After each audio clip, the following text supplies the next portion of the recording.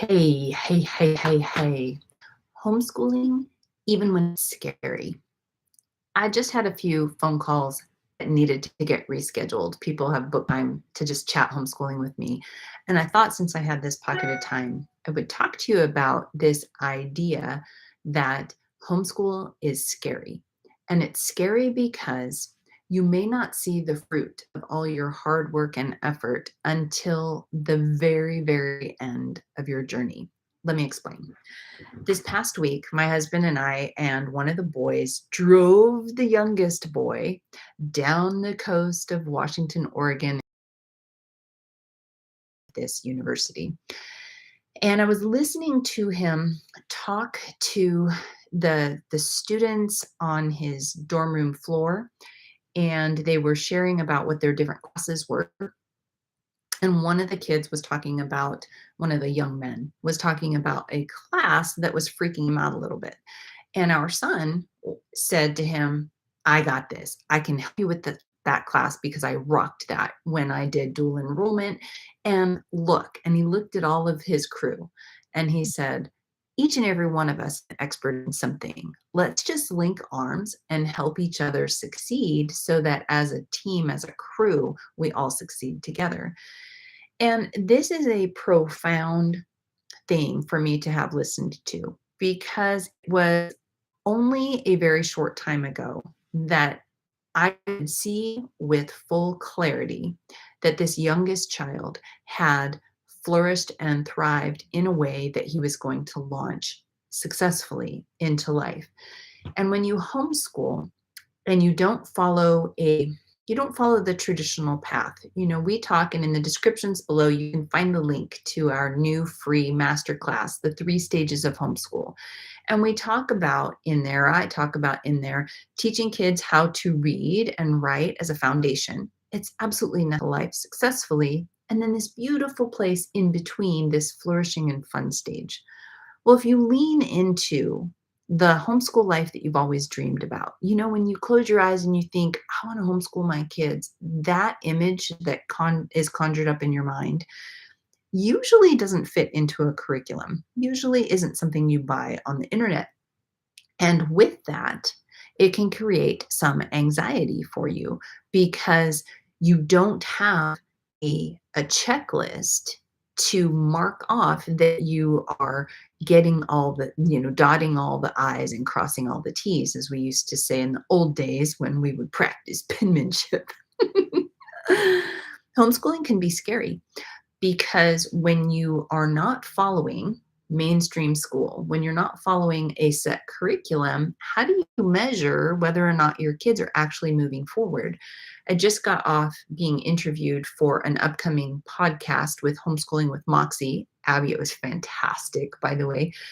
And she asked me at the very end, what do you say to the moms? What do you say to the families that they follow this idea of passion-led learning, teaching their kids to embrace this idea that you call secret sauce? What do you say to those parents when they're panicking about whether or not they're going to teach their kids the right things? And it's such that everybody else is going down. You don't have the same ability to measure your progress the way that the public schooler next door or the homeschool that follows strict curriculum down the street does.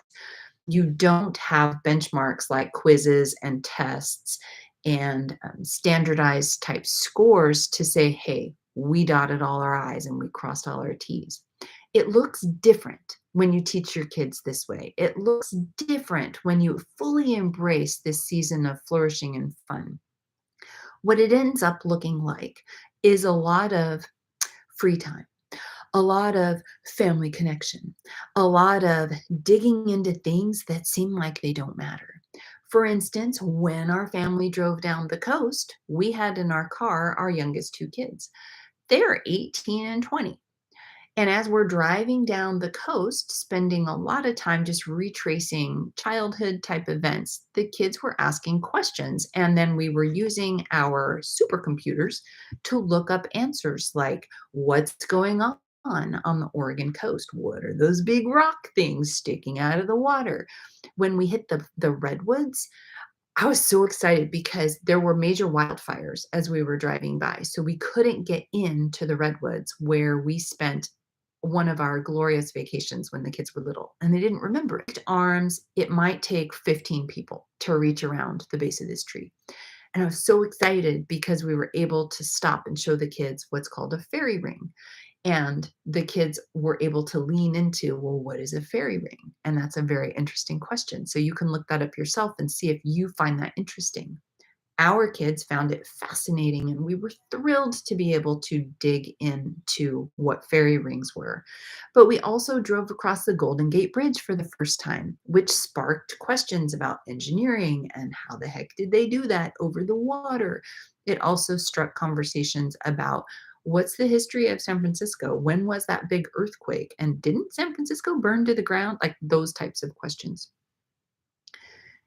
Kids that are trained to follow a curriculum and just do the next thing kind of have the life force drained out of them because we live in this world. And this is something that I talk to our homeschool families all the time inside of Homeschooling Olympians, inside of our calls that we do when we're just chit chatting about homeschool, trying to figure out where you are in homeschooling, which stage you're in, and then giving you the tips and tricks and tools that you need to fully embrace this life.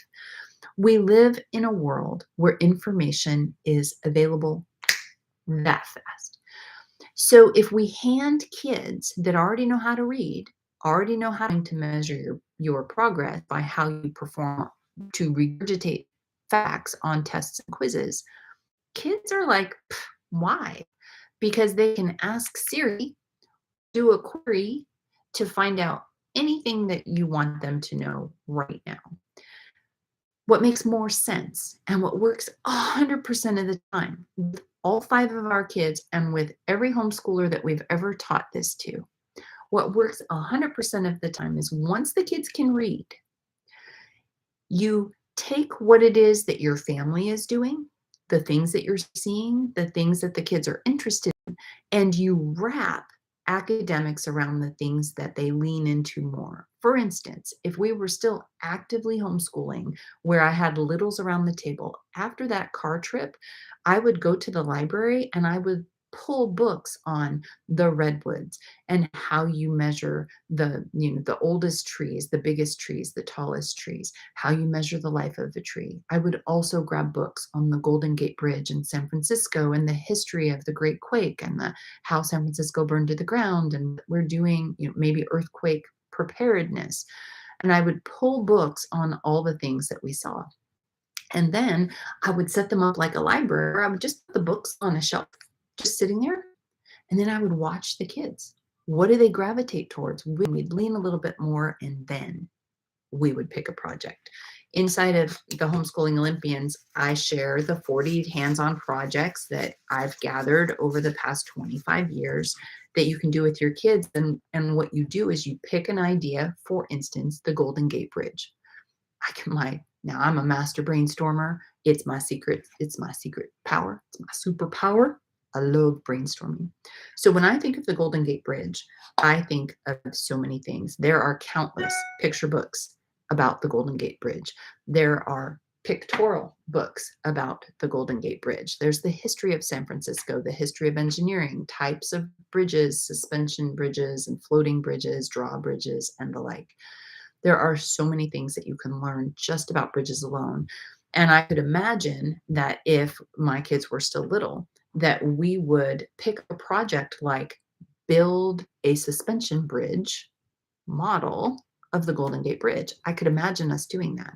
And I could imagine plotting 6 weeks worth of studying about San Francisco, about that time period, materials, types of bridges, etc. And we would read, we would do science, we would do writing type projects. Imagine you're working on the bridge and you had a crazy experience where you almost fell. And now you're going to write a letter to your brother about how you almost died themselves in the shoes of the engineers or the builders on the bridge, and then write a letter that kind of freaks out their brother. My kids would have loved that kind of a writing assignment. This whole idea that homeschooling can be scary stems from the fact that you are going against the flow when you homeschool your kids. There are There are no tests or standardized assessments that you could give me that you can prove that my kids are well educated, because you don't know what we taught. You don't know what they learned. You don't know what their educational makeup is. And the same is for me with your kids. Your kids are going to learn and grow in the way that is best suited for them. So the idea of homeschool then is not to follow a curriculum, but instead to look at your child and to be a master observer of your child. What is it that makes them tick? What is it that makes their heart beat faster? What kind of a learner are they? Do they love to sit at a table and read and write things? I only had one that loved to do that. Do they love to build what they're learning? Do they love to write what they're learning? I had one that loved to build and one that loved to write. Do they really despise everything that they're learning? I had one that I had to challenge. Okay, we're learning about, we'll just use Golden Gate Bridge as an example. Pick the three top most boring facts that you can find on the bridge. And he would gladly do that, but it always worked. He always got hooked because as he studied, he learned something that he didn't know. And he was like, I thought that was going to be boring, but instead, this is what I learned. Embracing this flourishing and fun season of homeschool. And please, if you haven't taken the new 3 stages of homeschool masterclass, please do that. That is the culmination of 25 years of homeschool, dozens mentoring dozens and dozens of homeschoolers over the past dozen years.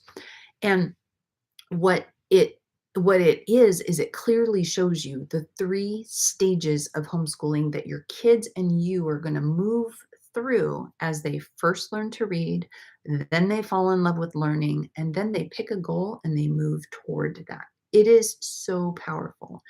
But like me, you might not see the true success path, the true success of whether or not they got it until the very, very end. I didn't know that my youngest son had thrived and learned exactly what he needed to know until we were standing in his dorm at his university. And it's just because of the nature of homeschool. If you do that, you're going to be giving your kids an unfair advantage over their peers because they're going to love to read, they're going to love story, they're going to love to learn. They're going to know that they have the world in the palm of their hand and that they can learn anything that they're interested about in and anything that they're interested about.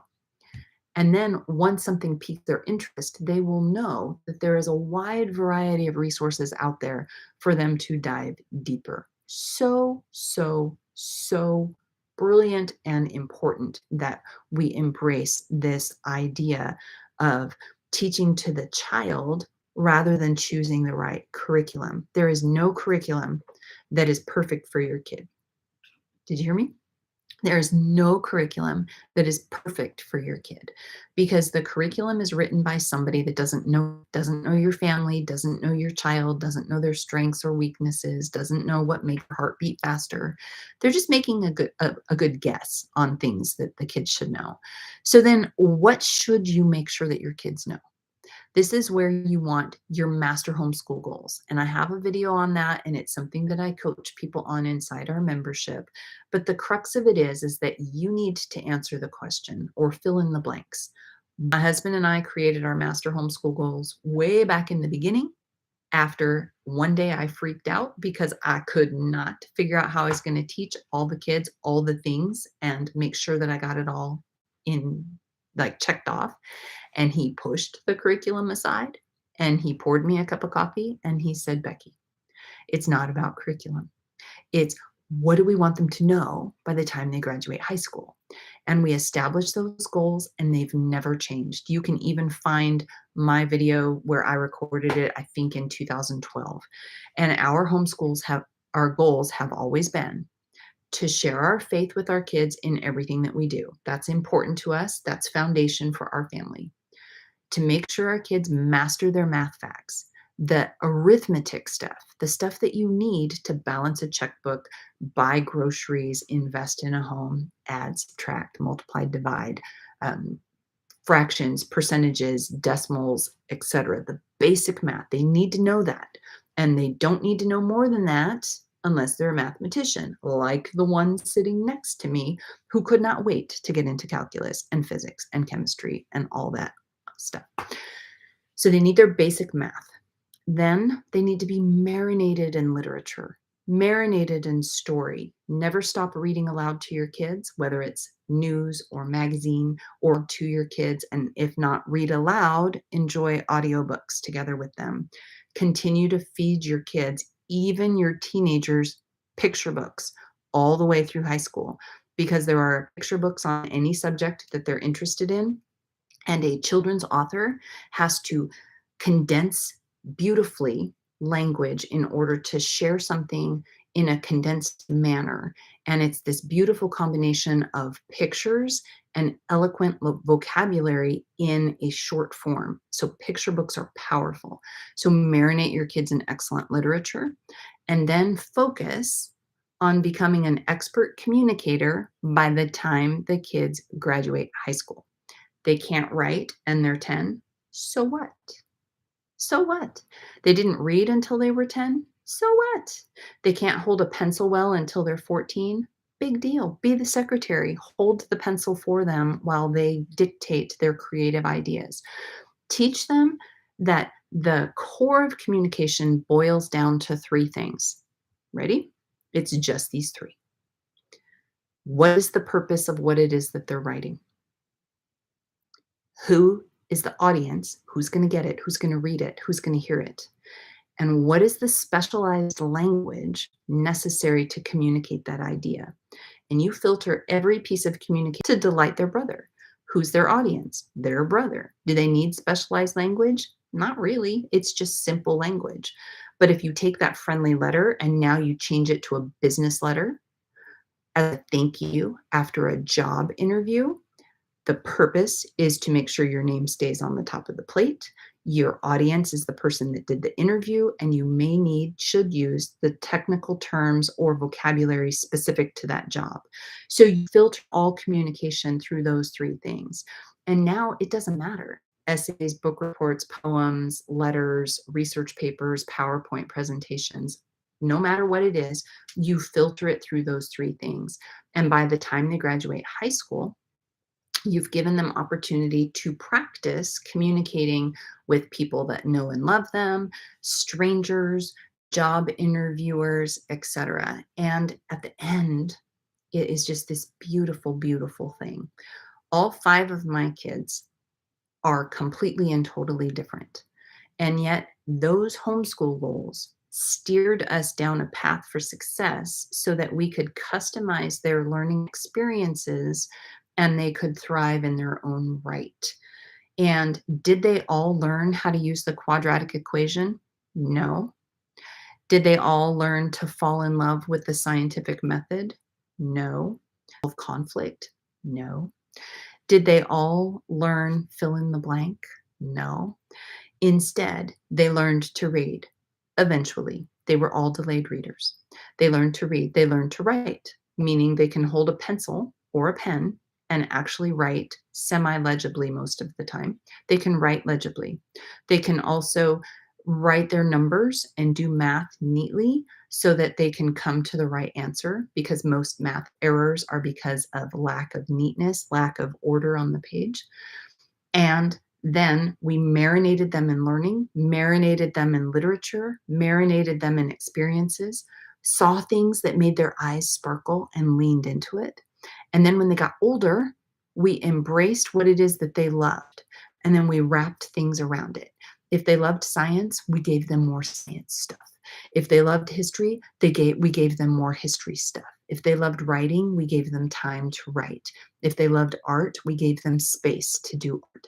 And we leaned in and then defined a goal way out in the future and then designed projects for them to complete so that they learned project planning, time management, and how to find information from various resources. So I circle back. This impromptu video is because I had a couple people scheduled to chat with me about homeschooling today. I would love for you to go through the free masterclass, the 3 stages of homeschool. Once you go through that, you'll be able to clearly see where you are, and then you're gonna have questions. Once you start to go, "Wait, I wanna hear more about," follow the link inside the class and book a spot in my calendar because I would love to chat with you about homeschool. It is what makes my heart beat faster to reach out through the internet and to find people that are buried in curriculum, that are freaked out because they feel like they're going to fail their kids, and then to pull them back into this space of peace and delighting and embracing, that vision of when you said, "I want to homeschool my kids," what that is in your head. I can help you get there. And so that's it, my random thought. I'm starting to bump into my next phone call in my calendar. I cannot wait to chat with you. I cannot wait to hear what you think of the master 3 stages homeschool class. And if you have any comments or ideas, or if this sparked any questions, feel free to drop them down in the comments below and I will circle back later. Until next time, happy homeschooling.